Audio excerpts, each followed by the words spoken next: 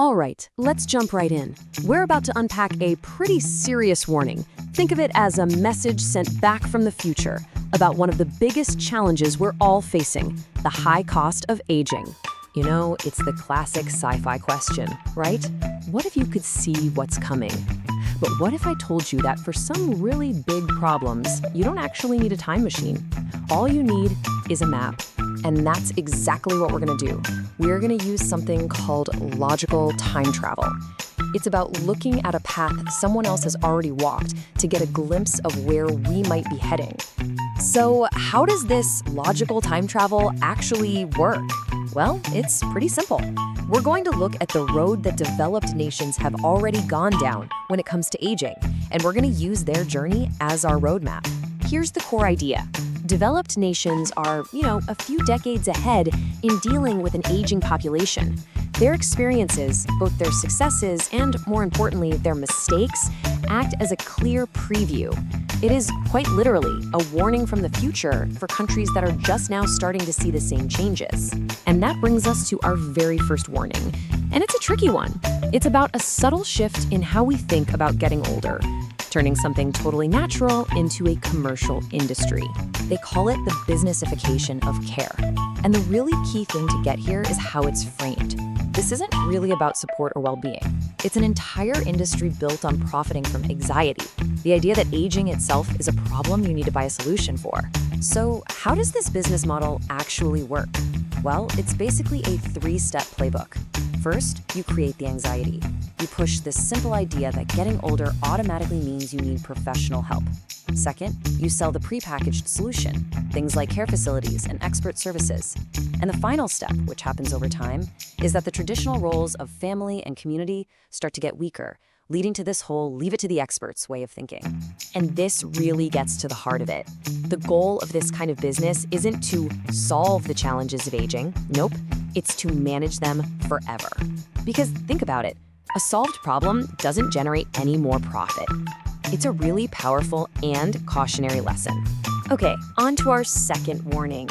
This one's all about numbers and how data can be used not just to inform us, but sometimes to scare us.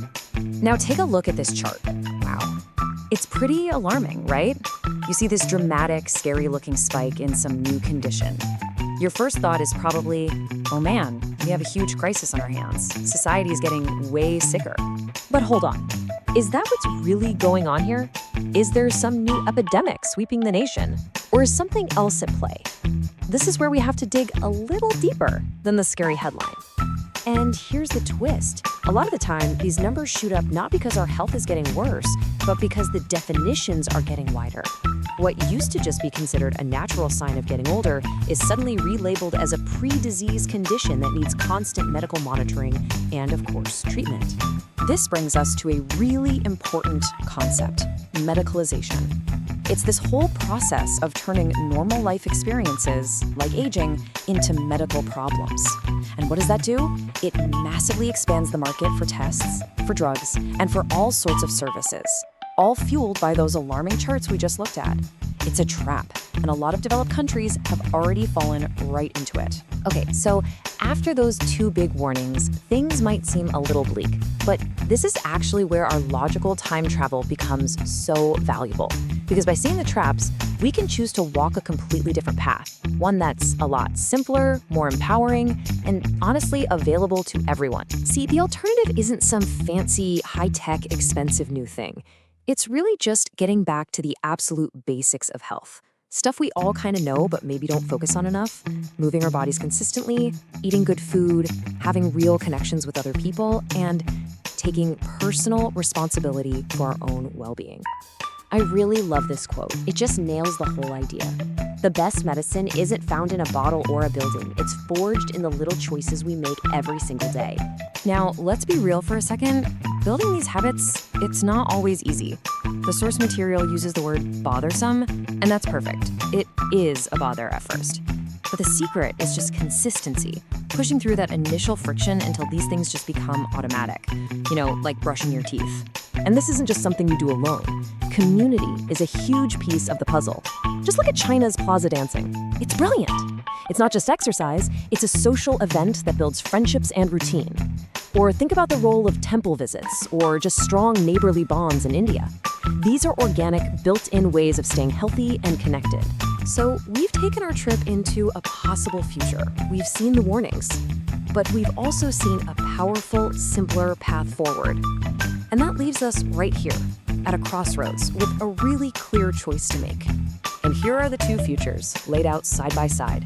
Path A is just hitting repeat, following the same trail into depending on a for-profit care industry. But then there's Path B. That's the new way. A future built on prevention, on our own power, and on the timeless wisdom of community. And this is a really important point. This isn't about throwing out modern medicine or rejecting progress. Not at all. It's about finding a balance. It's about integrating the best of what's new with the wisdom of what has always worked for living a healthy, connected life.